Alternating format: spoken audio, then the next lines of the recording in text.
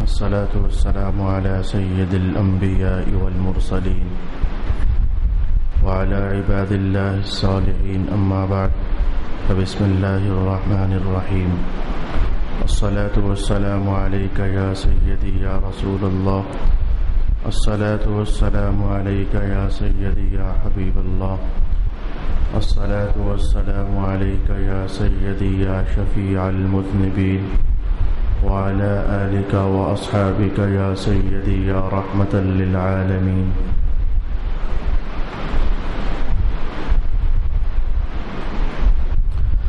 جو چیزیں نماز کو خراب کر دیتی ہیں اور درجہ کمال سے ساقط کر دیتی ہیں یعنی نماز مکروہ ہو جاتی ہے، ان میں سے آج کی نشست میں پہلی چیز آپ سے بیان کرنا چاہوں گا. جو بندہ اکیلا نماز پڑھے اسے مذہب کی زبان میں کہتے ہیں منفرد. اکیلا نماز پڑھنے والا منفرد، اپنی نماز پڑھ رہا ہے. اور جو لوگ جماعت سے ایک امام کے پیچھے نماز پڑھنے والے ہوتے ہیں انہیں کہا جاتا ہے مقتدی. یہ دو لفظ ہم نے سنے ہوئے ہیں، منفرد اور مقتدی. جاننے کے بعد کہ منفرد کیا ہوتا ہے اور مقتدی کیا ہوتا ہے، آج کا پہلا مسئلہ یہ ٹھہرا کہ جب جماعت کھڑی ہو جائے تو جماعت کی صفوں میں جو شخص بطور منفرد نماز پڑھ رہا ہے نماز میں کراہت پیدا ہو جاتی ہے.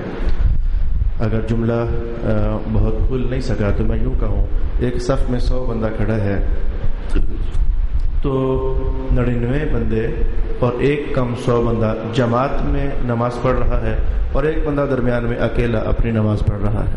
تو وہ جو اکیلا اپنی نماز پڑھ رہا ہے وہ جماعت المسلمین کی مخالفت کر رہا ہے. ایک عجیب سا تاثر پیدا ہوگا، اس بنیاد پر اس کی نماز مکروہ ہوگی.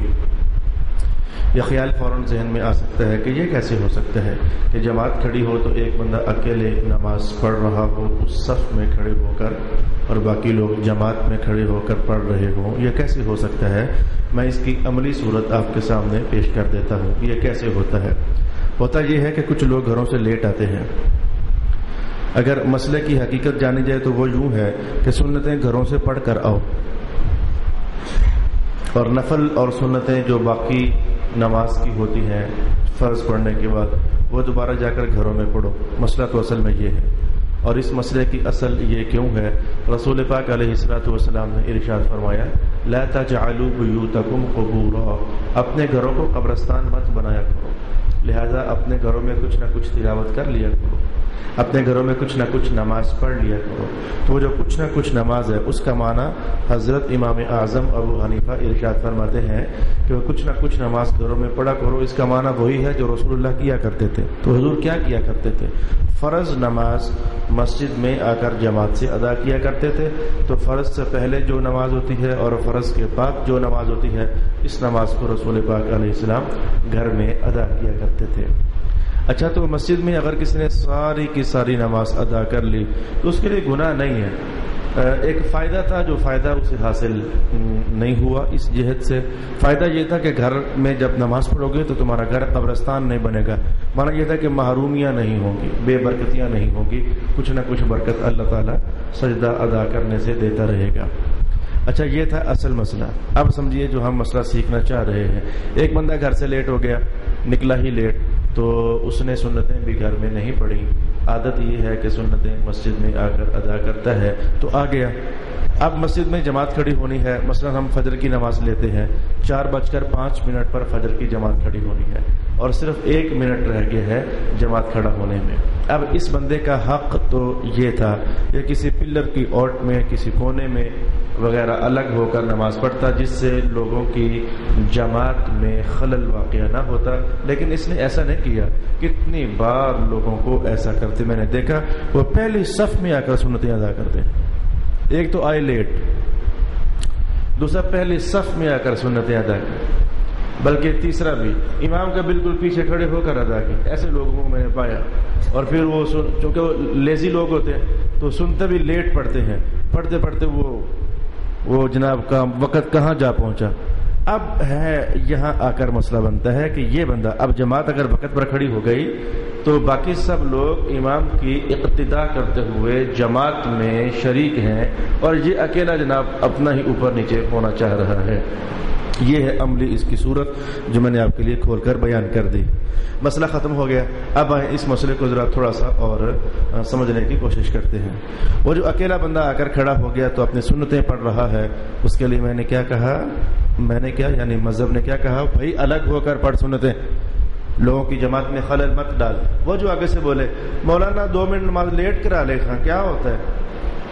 اگر وہ یہ آبجیکشن کر دیں کہ مولانا جو امام صاحب ہیں انہیں پتہ جو ہے کہ میں سنتے پڑھ رہا ہوں تو 2 منٹ جماعت لیٹ کرا لیں, کیا فرق پڑتا ہے؟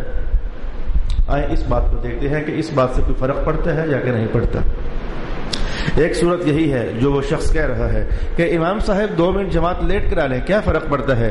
ہاں فرق کیا پڑتا ہے؟ یہ جو نمازوں کا وقت متعین کر دیا جاتا ہے دور حاضر میں, جو ایک وقت متعین ہو چکا ہوتا ہے, یہ کمٹمنٹ ہوتی ہے قوم کے ساتھ. جمعہ 2 بجے ہوگا تو مانا یہ ہے کہ 500 بندہ جمعہ پڑھنے کے لیے آیا تو 500 بندوں کے ساتھ امام کا وعدہ ہو گیا. دور حدیث پڑھتے ہوئے یہ چیز ہم نے سیکھی تھی. استاد محترم فرمانے لگے کہ مولانا جمعہ لیٹ نہ کرنا. جمعہ لیٹ کرنے کا معنی یہ ہے کہ جتنے لوگ تمہاری مسجد میں آئیں گے تم نے ان سب کے ساتھ کیا ہوا وعدہ توڑ دیا. تو ایک وعدہ توڑنا ہی خطرناک ہوتا ہے, چاہے کہ تم لوگ اتنے وعدے ہر جمعے کو توڑو. تو جو ایک وقت طے کر دیا جاتا ہے تو یہ لوگوں کے ساتھ ایک مخفی اور خفیہ ایگریمنٹ ہو جاتا ہے کہ ٹھیک ہے جی آپ لوگ اپنے وقت نکال کر آنا, تو اتنے بجے ہم تم سے عہد کرتے ہیں کہ جماعت کھڑی کر دیں گے. تو لو میرے بھائی سمجھ آیا آپ کو کہ جو آپ ہمیں سمجھا رہے تھے کہ امام صاحب 2 منٹ جماعت لیٹ کر لیں تو کیا فرق پڑتا ہے؟ فرق پڑتا ہے. اگر 200 بندہ آیا تو 200 وعدہ ٹوٹا, 300 بندہ آیا تو 300 وعدہ ٹوٹا. یہ اچھا خاصا فرق پڑ جاتا ہے. لہذا ہم آپ کی رائے تسلیم نہیں کر سکتے. اب ہم آپ کو کہتے ہیں کہ مذہب کا فیصلہ یہ ہے. کیا ہو جاتا اگر آپ سنتیں یہاں نہ پڑھتے پہلی صف میں بلکہ گھر سے پڑھ کر آتے یا پیچھے کھڑے ہو کر پڑھتے؟ کیا ہو جاتا اگر آپ ایسا کر لیتے؟ اب اس کا کوئی جواب نہیں, واقعی کچھ بھی نہ ہو جاتا. حق بات یہی تھی کہ سنتیں گھر سے آپ ادا کر کے آتے تو, یا پھر کہیں پلر کی اوٹ میں کھڑے ہو کر کے تو سنتیں ادا کرتے. اس بات کا خیال رکھنا چاہیے تھا. ایک مسئلے کو خوب مختلف جہتوں سے کھول کر ہم نے سیکھنے کا اہتمام کیا. لگے ہاتھوں ایک مسئلہ سنتوں پر جب چلا تو اس پر ایک احتیاط آپ کو بتاؤں, وہ ہمارے مطلوبہ عنوان کا حصہ نہیں. مطلوبہ عنوان تو یہ چل رہا ہے کہ نماز مکروہ ہو جاتی ہے کن کن باتوں سے, ہم یہ چیز سیکھ رہے تھے. لیکن سنتوں پر ایک اضافی مسئلہ آپ کو بتاؤں. سنتیں ادا کرنے میں لوگوں کی حالات اور کیفیات میں نے بے ہنگم پائی ہیں, آپ کو بتانے لگا ہوں. مثلا یہی آپ کے سامنے مسجد ہے تو ایک بندہ یہاں سنتیں پڑھ رہا ہے, ایک وہاں پڑھ رہا ہے, ایک وہاں پڑھ رہا ہے, ایک وہاں پڑھ رہا ہے, اور مختلف جگہوں پر کھڑے ہو کر لوگ سنتیں ادا کر رہے ہیں. ایسا کرنے میں کیا خرابی ہے؟ ایسا کرنے میں خرابی یہ ہے کہ یہ مختلف دروازے ہیں مسجد کے, تو لوگوں نے مختلف دروازوں سے داخل ہونا ہے, تو داخل ہونے کے بعد آگے پہنچنا ہے. لیکن جب مسجد میں لوگ داخل ہوئے تو عجب سما ہے, وہ جدھر سے بھی داخل ہونا چاہتے ہیں آگے کوئی نہ کوئی نماز پڑھ رہا ہے, آگے سے گزر نہیں سکتے. وہ بیچارے یا آگے سے گزر کر گناہگار ہوں گے تو یا پھر انتظار کریں گے. تو انتظار تو آپ کو پتہ ہے کہ ہم کرتے نہیں ہیں. یہ ایک بڑا, اس مسئلے کو کیا کہا جائے, کیا نام دیا جائے, سمجھ آپ گئے. لہذا بھائی اگر آپ لوگوں نے مسجد میں آ کر ہی سنتیں ادا کرنی ہیں تو ہر بندے کو اپنی مسجد کے حالات پتہ ہوتے ہیں. مثلا میں عیدگاہ مسجد کے حوالے سے کہنے لگا ہوں کہ اس طرف سے لوگوں کی انٹریز ہیں ادھر سے, تو آپ لوگ اس راستے میں یعنی مسجد کا ہاف, رائٹ سائڈ کا جو ہاف ہے, ادھر کھڑے ہو کر سنتیں ادا کرنا جائز ہے, لیکن وہ لوگوں کو آپ مسائل کا شکار کرتے ہو. لہذا ادھر آپ کھڑے ہونے کی بجائے آپ ایسا کر لیا کریں کہ مسجد کے اس حصے میں سنتیں کھڑے ہو کر ادا کر لیں, تاکہ ایسا ہو جائے گا کہ ادھر سے سب آنے والے جہاں بھی کھڑا ہونا چاہیں تسلی سے اور آرام سے کھڑا ہو سکیں گے.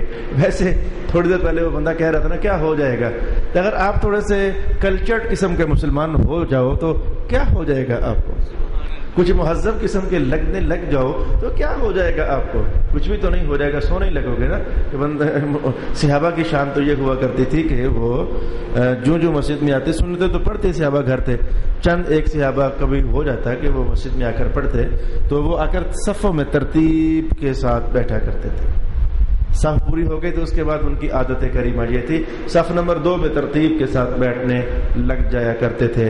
تو صحابہ کی زندگی بھی ہمارے لیے قابل عمل ہے, اور یہ ساری تصویریں رسول اللہ کی موجودگی میں بنا کرتی تھیں کہ میرے غلام آئے ہیں, پہلی صف مکمل ہو گئی, پھر دوسری صف مکمل ہو گئی. ویسے یقین جانے کوئی گناہ نہیں ہوگا, اللہ بڑا خوش ہوگا. کل سے آپ تھوڑا سا اہتمام کریں اور پھر دیکھیں کہ آپ کی مسجد میں کیا پیارا سا حسن لگا ہوا ہے. وہ پہلی صف مکمل ہے, وہ بکھرے بکھرے بکھرے بکھرے 2 ادھر تو 4 ادھر تو 1 ادھر تو 3 ادھر. میرا خیال یہ ہے کہ صحابہ ایسا نہیں کرتے تھے. اگر بیٹھ جائیں تو بہت اچھا لگے گا. چلیں ایک مسئلہ میں نے کھول کر اور پھر اس کے لوازمات میں سے, مناسبات میں سے سنتوں کی ادائیگی کا حوالہ بھی میں نے آپ کے لیے قائم کر دیا. آج کی نشست کا مسئلہ نمبر 2 بیان کر دیتا ہوں, اور اس کے بعد آج اس مسئلے پر عمل ختم ہے. ختم ہونے کی وجہ بھی ہماری بیوقوفیاں, ختم ہونے کی وجہ بھی ہماری کچھ نالائقیاں ہیں. مسئلہ کیا تھا؟ مسئلہ یہ تھا کہ جماعت کھڑی ہو گئی تو کوئی ایک بندہ پہلی صف کے بعد صف نمبر 2 میں یا صف نمبر 2 کے بعد صف نمبر 3 میں کہیں نہ کہیں کوئی ایک بندہ اکیلا کھڑا ہو جاتا ہے. اور وجہ اس کی یہ ہوتی ہے کہ پہلی صف میں جگہ ہوتی نہیں تو وہ دوسری صف میں اکیلا ہی کھڑا ہو گیا, دوسری صف میں جگہ ہوتی نہیں تو وہ تیسری صف میں اکیلا ہی کھڑا ہو گیا. وجہ اس کی یہ ہوتی ہے. تو مسئلہ یہ ہوا کرتا تھا کہ اکیلا مت کھڑا ہو, کیا کر لے, جو تجھ سے اگلی صف ہے تو اس صف میں کسی ایک بندے کو جو تمہارے قریب ترین ہے کندھے پر تھپکی دے لے. اسے سمجھ آ جائے گی کہ بھئی یہ بندہ پیچھے اکیلا ہے, تو وہ 2 قدم اٹھا کر پیچھے آ جائے اور تم 2 بندے اکٹھے کھڑے ہو جاؤ. ایک بندے کا کھڑا ہونا اس کو صف نہیں کہتے. تبھی تو جب 2 بندے جماعت کرائیں, آپ کو پتہ یہ جائز ہے, ایک امام ہو اور ایک مقتدی ہو, تبھی تو وہاں یہ مسئلہ ہے کہ امام آگے کھڑا ہو اور مقتدی پچھلی صف میں کھڑا ہو. ایسے نہیں, کیونکہ ایک بندے کے کھڑا ہونے کو مذہب میں صف نہیں کہتے, بلکہ وہاں مسئلہ کیا ہے کہ امام کے ساتھ بس ایڑی بھر کا فاصلہ پیچھے ساتھ ہی کھڑا ہو جائے. اچھا کم از کم 2 بندے ہوں تو صف کہہ دیا جاتا ہے. لہذا آپ کو پھر اگلا مسئلہ وہاں پتہ ہے کہ اگر ایک بندہ اور آ گیا, 2 بندے جماعت کرا رہے تھے یعنی جماعت میں شریک تھے, ایک امام ایک مقتدی, تو ایک بندہ اور آ گیا, آپ کو پتہ ہے کہ یا تو امام ان دونوں کو ادھر ہی چھوڑ کر تو آگے چلا جائے, اکیلا ہو جائے امام پیچھے 2 بندوں کی صف, یا پھر وہ جو مقتدی تھا وہ پیچھے آ جائے تو پھر 2 بندے مل جائیں گے تو صف. لہذا آپ کو میں نے یہ کہا کہ صف کم از کم 2 بندے ملے تو جا کر قائم ہونا شروع ہوتی ہے, پھر بڑھتی جاتی ہے, 4 10 20 40 50 100 تک بھی چلی جاتی ہے. اب اصل مسئلے کی طرف آؤ. مسئلہ تو یہ تھا کہ صف پورا کرنے کے لیے ایسا کر لو کہ اگلی صف سے ایک بندے کو کندھے پر تھپکی دے لو تو پھر پیچھے آ جاؤ. ہمارے فقہائے کرام نے ارشاد فرمایا کہ دن گزرنے کے ساتھ ساتھ ایسا ہوتا چلا جا رہا ہے کہ لوگ اپنے مذہب کی تعلیمات سے غافل ہوتے چلے جا رہے ہیں. اس بات کا ثبوت دیکھنا ہو تو آپ خود ہو, باہر سے بندے ڈھونڈنے کی ضرورت نہیں ہے کہ یار کیسے یہ ہو گیا ہے کہ لوگ مذہب سے دور ہو گئے, کچھ سمجھ نہیں آتی. آپ خود اس بات کا ثبوت ہو, ٹھیک ہے, بلکہ اس مسجد میں بھی اس بات کا ثبوت ہے. آپ کو اللہ نے توفیق دے دی مذہب سیکھنے کے لیے. کچھ لوگ کتنے دور سے آئے ہیں, لیکن یہاں کیا آپ کے سامنے 5-6 بندے 7 8 10 بندے اٹھ کر چلے نہیں جاتے؟ کیا ان کو پتہ نہیں ہے کہ میں ان کی قبر کی باتیں, ان کی قبر کو روشن کرنے کی باتیں انہیں بتاتا ہوں, اللہ رسول کے احکام انہیں سکھاتا ہوں, انہیں معلوم ہے, لیکن اٹھ کر چلے گئے نا. یہی دلیل ہے کہ مسلمان مذہب سیکھنے میں بہت زیادہ غافل ہو چکے ہیں.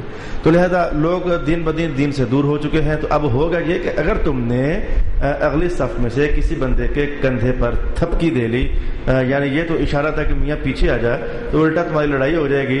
وہ ہو سکتا ہے نماز کے اندر بولنا شروع کر دے, اور یار نماز پڑھنے دے رام کیا پہ کرنا ہے. ہو سکتا ہے وہ آپ کو نماز کی حالت میں ہی یہ اس طرح کا جملہ بول دے, اور کہ یار نماز میں بھی سکون نہیں ہے تمہیں, وہ اس طرح کی بات کر کے الٹا اپنی نماز بھی فاسد کر لے گا.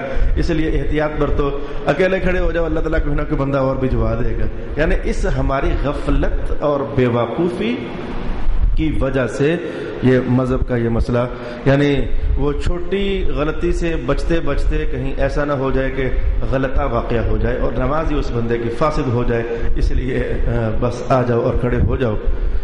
میں اب بتاؤں کہ میں جمعہ پڑھاتا ہوں منہاج مسجد میں، وہ ایک دو بار میں نے انتظامیہ سے شکایت کی کہ محترم آپ کے ہاں جگہ کم ہوتی ہے، لوگوں کو دھوپ میں کھڑا ہونا پڑتا ہے، ذرا وہ جو آپ کے تمبو اور خیمے ہیں انہیں زیادہ کر دیں تاکہ لوگوں کو سایہ پہنچے۔ وہ مجھے بعد میں اطلاع ہوئی کہ علامہ صاحب نہیں، ماجرا کوئی اور ہے۔ میں نے کہا کیا ماجرا ہے؟ لوگ دھوپ میں کھڑے ہوتے ہیں تو آپ کہتے ہیں ماجرا کوئی اور ہے؟ کہنا کہ نہیں، ماجرا یہ ہوتا ہے کہ لوگ جمعہ پڑھنے کے لیے جب آتے ہیں تو ان کی کوشش یہ ہوتی ہے ایسے پوائنٹ پر کھڑے ہو جاؤ جہاں سے بھاگنا آسان ہو، جو ہی سلام پھرے تو جانا آسان ہو جائے۔ پھر وہ کوشش کرتے ہیں کہ اگلی صفوں میں نہ ہی جایا جائے، اگر اگلی صفوں میں گئے تو پھنس جائیں گے۔ جیسے کہ مجھے کبھی کوئی بندہ کہے نا کہ مہمان خصوصی بنو، میں کہتا ہوں مجھے معاف کر دے 5 بار، مجھے مہمان خصوصی نہ بنا۔ مجھے مسجد میں کسی آخری کونے میں بیٹھنے تھے، میں نے جا کر پڑھنا پڑھانا ہوتا ہے، اگر بیٹھ گیا کوئی شخص آ کر کے ادھر اسٹیج پر وہ سلام پھرنے، وہ آخری سلام تک پھنس گیا، نہ اٹھ کر جانے جوگا نہ کچھ، میں کہتا ہوں بھائی میں اس لائق ہی نہیں ہوں کہ میں مہمان خصوصی بنوں، مجھے تو فارغ ہی کر۔ تو صفوں میں گھسنے کا معنی تو یہ ہے کہ بندہ پھنس گیا، اب پچھلے لوگ فارغ ہوں گے تو پھر ہم اٹھ کر بھاگ سکیں گے نا۔ تو علامہ صاحب یہ لوگ اصل میں یہ کرتے ہیں، پہلی صفیں پوری ہوتی نہیں ہیں تو پیچھے کھڑے ہو جاتے ہیں تاکہ ہمارے لیے بھاگنا آسان ہو جائے۔ تو پھر یہ مسئلہ یہ جو غلطی تھی بیان کر کے میں نے کیا کہنا چاہا بھائی، ایک تو میں آپ کو یہ سمجھا رہا تھا کہ اگر پہلی صفیں پوری ہو چکی ہیں تو پیچھے اکیلا کھڑا ہونا مکروہ تھا۔ اب میں آپ کو لگے ہاتھوں یہ بتا رہا ہوں کہ یہ کتنا پاگل پن ہوگا کہ پہلی صفیں ابھی پوری ہوئی نہیں اور آپ لوگ پیچھے کھڑے ہو گئے۔ آپ کا تو حق یہ ہے، رسول پاک علیہ الصلوۃ والسلام کی سنت پاک اور اس حکم پاک ہے یہ کہ آپ پہلے اگلی صفوں کو مکمل کریں اور پیچھے کھڑا ہونے کی کوشش آپ نہ کریں۔ جلدی جانے سے اگر رسول اللہ ناراض ہو رہے ہیں کیا فائدہ ہوگا؟ میں نے تو ایسا پایا کہ چلو یہاں تو آدھا گھنٹہ درس ہوتا ہے تو اس لیے لوگوں کو نیند آئی ہوتی ہے، گرمی کا موسم ہے، ساری رات سو نہیں سکتے، اٹھو یار تھوڑا کچھ سوتے ہیں۔ میں کہتا ہوں جب رمضان نہیں ہوتا تب بھی کتنے لوگ ایسے ہیں سلام پھرنے کے بعد انہیں دعا کرنا بھی نصیب نہیں، اٹھ کر چلے گئے۔ اچھا کبھی ان کا پیچھا کر کے دیکھو، وہ گھر جا کر بیٹھ جائیں گے، یعنی کوئی ایسا ہو کہ بڑا خاص کام تھا جو کرنے گئے ہیں، خاص کام روزانہ تو نہیں نہ ہوتا، وہ ہو گئے اور گھر جا کر بیٹھ جائیں گے، یا باہر جا کر وہ ریلوے کی پٹڑی پر گپے لگائیں گے، اور یار کیا حال ہے تو کل نہیں آیا، اور یار بس میں ادھر تھا، یعنی یہ کام کر رہے ہوں گے۔ تو میرا خیال یہ ہے کہ اس جلد بازی نے کچھ ہمارے قومی مزاج ہیں، ایک ہوتا ہے مزاج فردی، ایک بندے کا مزاج ہے بس ٹھیک ہے، ایک ہوتا ہے قومی مزاج۔ ہمارے قومی مزاجات میں سے ایک مزاج یہ ہے کہ جلدی تو کرنا کچھ بھی نہیں، ہر کام جلدی جلدی جلدی جلدی نہیں۔ اب میں اس پر چھوڑیں، لطیفہ سناؤں گا تو پھر وقت ہمارا خام خواہ بلا وجہ ضائع ہو جائے گا۔ 2 مسئلے آج ہم نے دل کھول کر کے سیکھے۔ آئے ہم تیسرے مسئلے کی طرف بڑھتے ہیں۔ رکوع کرنے کے لیے جاؤ تو سر نہ اونچا ہونا چاہیے وغیرہ نماز مکروہ ہو جائے گی، اور نہ زیادہ نیچا ہونا چاہیے وغیرہ بھی نماز مکروہ ہو جائے گی۔ اور اس پر میں آپ کو حدیث کی الفاظ بتا چکا، شدید مکروہ ہو جائے گی، اتنی شدید مکروہ کہ حضور پاک نے کیا فرمایا، صلی فإنک لم تصلی، چل میاں دوبارہ نماز پڑھ، تو نے نماز نہیں پڑھی، نماز دوبارہ پڑھ، تو نے نماز نہیں پڑھی۔ اتنی شدید قسم کی نماز مکروہ ہو جائے گی کہ رسول پاک علیہ الصلوۃ والسلام نماز کو دوبارہ پڑھنے کی تلقین ارشاد فرما رہے ہیں۔ ایک ایسی غلطی کی جو عورتیں زیادہ کرتی ہیں اور بوڑھے لوگ زیادہ کرتے ہیں، اور کچھ صوفی لوگ جنہیں پتہ نہیں ہوتا کہ صوفی بننا کیسے ہے، وہ لوگ زیادہ کرتے ہیں، اور وہ اس کو اچھا سمجھ کر زیادہ کرتے ہیں۔ کنڈیشن پہلے واضح کروں، عورتیں زیادہ کرتی ہیں وہ غلطی، اور بزرگ بابے لوگ زیادہ کرتے ہیں، اور پھر کچھ صوفی لوگ زیادہ کرتے ہیں، اور اس کو وہ نماز کا کمال سمجھتے ہیں۔ آئیں آپ کو کر کے دکھاؤں۔ اچھا محترم، مثلا میں کھڑا ہو گیا، قیام کر رہا ہوں، اللہ اکبر، تو میں غلطی شروع کرنے لگا ہوں،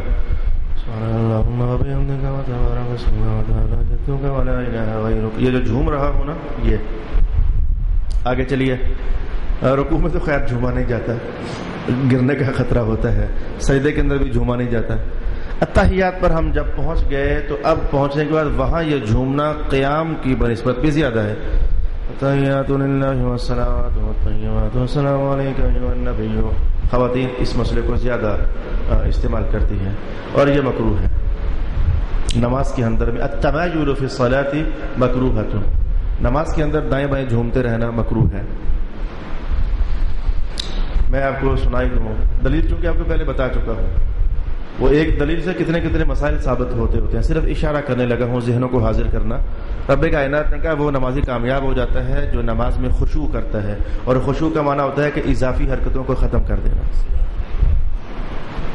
بھائی میں نے آپ کو بتایا تھا کہ وہ ٹپ پانی کا ادھر سے اٹھا کر ادھر رکھو، جو پانی میں مطلوب تو صرف یہ تھا کہ ٹپ ادھر سے ادھر رکھو، یہ پانی ہمیں ہل رہا ہے، یہ ہمارا مطلوب ہی نہیں تھا، یہ خود ہی ہلنا شروع ہو گیا. تو جب جو پانی کی حرکت ہمارا مطلوب نہیں تھی تو جب وہ ختم ہو گئی تو اب کہتے ہیں یہ خشوع ہے.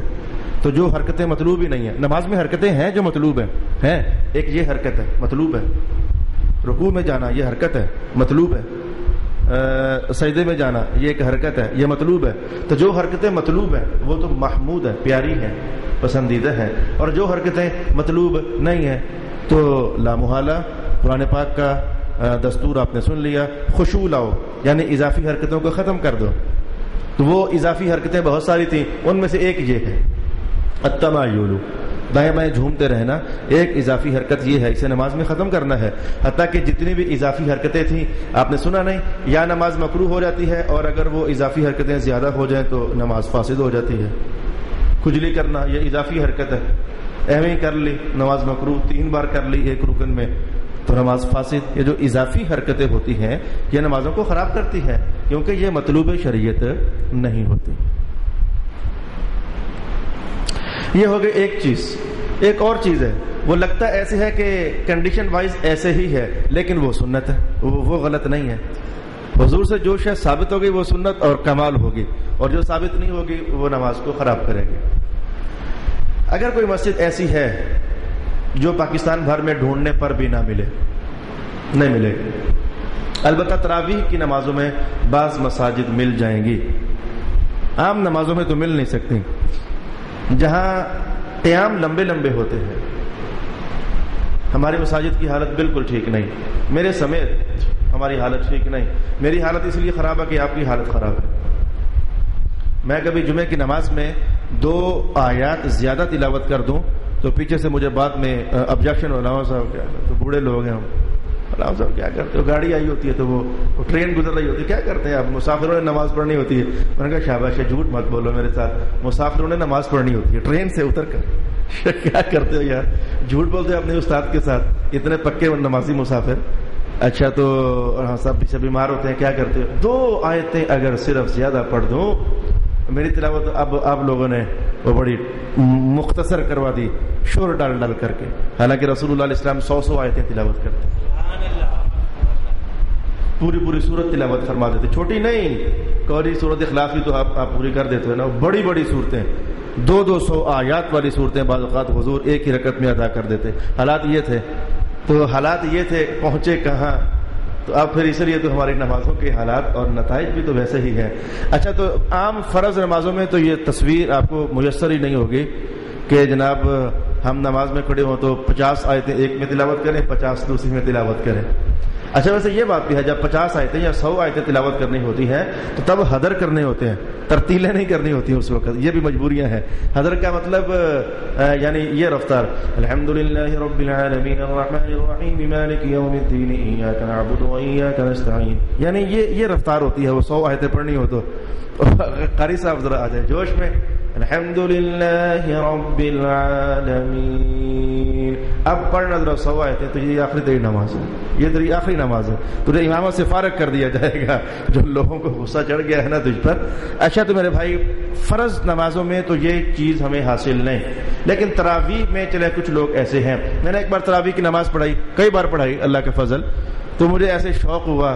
یہ جو اسٹوڈنٹ لائف ہوتی ہے نا، اس کے بھی شوق اپنے ہی ہوتے ہیں، ہر بندے کا ذوق اپنا تو شوق اپنا. مجھے شوق ہوا کہ میں وہ جو حرمین کے قاری ہیں تو ان کی طرز میں قرآن پاک پڑھوں. اور میں نے وہ پتہ نہیں 15-20 طرزوں میں اس قاری کی میں نے وہ قرآن پاک یاد کیا، میں اس بار پڑھوں گا جناب. اب ادھر راولپنڈی میں نے نماز پڑھائی، وہ ہوا یہ کہ 1.25 گھنٹے لگے. بس وہ 1.25 جو گھنٹے لگ گئے تو اس کے نتیجے میں آدھا گھنٹہ پھر مجھ پر لگ گیا. استاد صاحب نے مجھے بلا لیا, کہا پتر میرے یہ پاکستان کے لوگ ہیں, یہ عرب کے لوگ نہیں ہیں, یہ عربوں کے لوگوں کا ذوق ہے کہ جو دو گھنٹے بھی قیام اللیل میں وہ سماعت کر لیتے ہیں قرآن.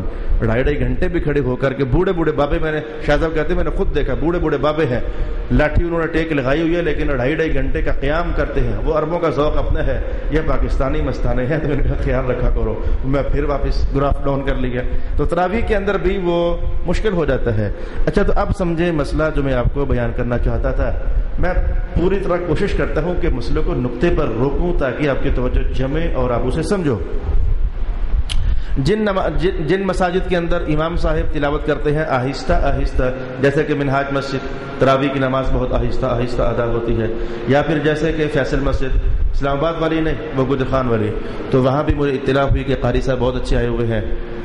کسی زمانے میں یہ اسماعیل مسجد میں بھی قاری صاحب اچھے ہوتے تھے, لیکن آج کل اس رمضان میں مجھے پتہ نہیں, وہ آہستہ آہستہ ترتیل کے ساتھ سونا قرآن پڑھتے ہیں.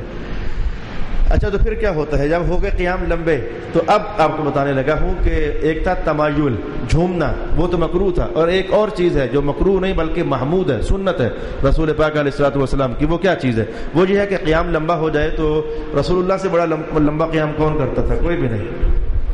حضور سے لمبے قیام کون کرتا ہوا؟ کوئی بھی نہیں. تو پھر حضور ایسا کرتے کہ کبھی ایسا ہو جاتا کہ ایک پاؤں پر جیسے بندہ ٹیک لگا کر کھڑا ہے تو دوسری ٹانگ کو سکون ہو گیا, تو پھر ذرا یہ ہوتے ہیں کھڑے ہونے کے طریقے ہوتے ہیں. اب میں چونکہ لیسن دے رہا ہوں تو کھڑا ہوں گا تو آواز نہیں آپ کو جائے گی, آپ ابھی کھڑے ہو کر دیکھ لینا. تو پھر بائیں پاؤں پر زور دے لیا تو دائیں ٹانگ کو ذرا سکون ہو گیا.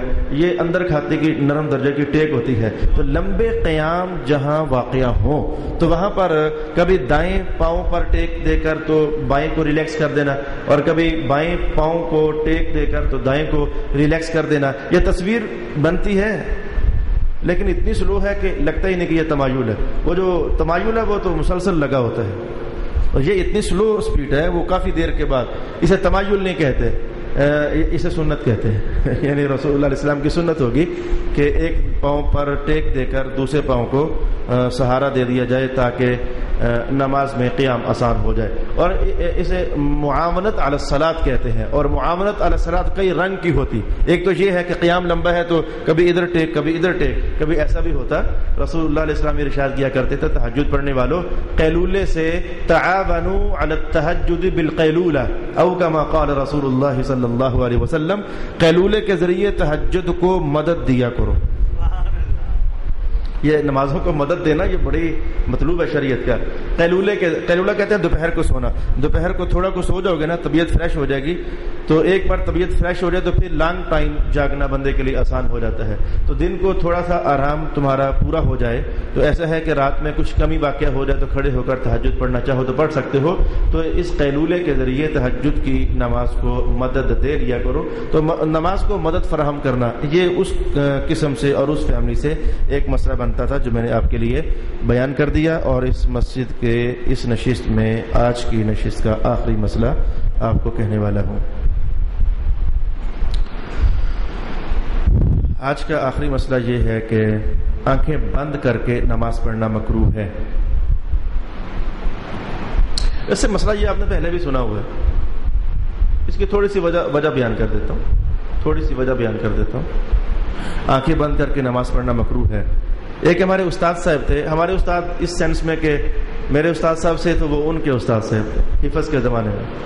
تو وہ نابینا تھے. بہت سارے لوگوں کو اللہ پاک نے ان کے ہاتھ سے فیض دیا, بڑے لوگ حافظ بنے. نابینا تھے. تو جب تک وہ کسی اور جگہ منڈی بہت دن رہتے تھے تو راولپنڈی جب تک نہ آئے تو تراویح میں پڑھایا کرتا تھا مسجد میں. تو ایک بار استاد صاحب تشریف لائے بطور استاد, میں یہاں استاد لگ گیا ہوں, تشریف لے آئے. تب سے پھر میری چھٹی ہو گئی. بھئی آپ بڑے استاد آ گئے تو یہ نماز پڑھایا کریں گے. وہ نابینا تھے چونکہ مجھے کہا گیا کہ آپ ایسا کرو ان کا قرآن سنا کرو. میں نے کہا ٹھیک ہے جی. میں پیچھے کھڑا ہو کر قرآن سنتا. تو تراویح میں کم از کم انہیں 3-4 بار تو لازماً سیدھا کرتا. استاد صاحب کی بدل گیا آپ کی جہت, یعنی نابینا سے پتہ نہ چلتا. آپ تھوڑا سا ایسے ہو گئے ہیں تو ذرا استاد صاحب ایسے ہو جائیے. پھر میں ہر تراویح میں 3-4 بار انہیں لازماً ایسا کرتا. تو بس یہی دلیل ہے, جب بندہ آنکھیں بند کرے یا پھر نابینا شخص ہو, پتہ نہیں چلتا, قبلے سے تھوڑا کو رخ پھر جاتا ہے. اس بنیاد پر نماز میں آنکھیں بند کر کے تو نماز ادا کرنا مکروہ ہو جاتا ہے. تھوڑا کو بھی پھر گیا تو ٹوٹی تو نہ, ٹوٹنے کے لیے تو 45 اینگل سے زیادہ پھر جانا, اس سے نماز ٹوٹتی ہے. لیکن تھوڑا کو پھر جانے سے وہ سنت کا کمال تو پھر ادا نہ ہوا, تو اس لیے نماز مکروہ ہو جاتی ہے. البتہ اگر کسی بندے کو آنکھ بند کر کے نماز پڑھنے میں کمال درجے کی توجہ حاصل رہتی ہے تو وہ آنکھ بند کر سکتا ہے. یہ آنکھ بند کرنے میں اگر توجہ حاصل ہو, یکسوئی کا حاصل ہونا, یہ تو کیا بات ہے, جان ہے نماز کی, یکسوئی کا حاصل ہونا. اگر کسی کو یکسوئی حاصل ہو تو پھر ٹھیک ہے, لیکن وہ بھی کیا کرے, تھوڑی دیر کے بعد ایک آدھ رکن کے بعد آنکھ کھول کر دیکھ لے کہ میرا قبلہ ٹھیک ہی ہے نا, میں آگے پیچھے کہیں ہو تو نہیں گیا. بالکل ہی آنکھیں بند کرنا اور زور سے بند کرنا, یہ تو کام خراب ہو جائے گا. اسے نرم میں کبھی دیکھ بھی لینا. تو یہ آج کی نشست کا آخری مسئلہ آپ کے لیے میں نے واقعہ کر دیا کہ آنکھ بند کر کے نماز پڑھنا مکروہ ہے. البتہ اگر خشیت آپ کو حاصل ہوتی ہو, خشوع اور توجہ اور یکسوئی حاصل ہوتی ہو, تو کوئی حرج والی بات نہیں ہے. وآخر دعوانا ان الحمد للہ رب العالمین. بسم اللہ.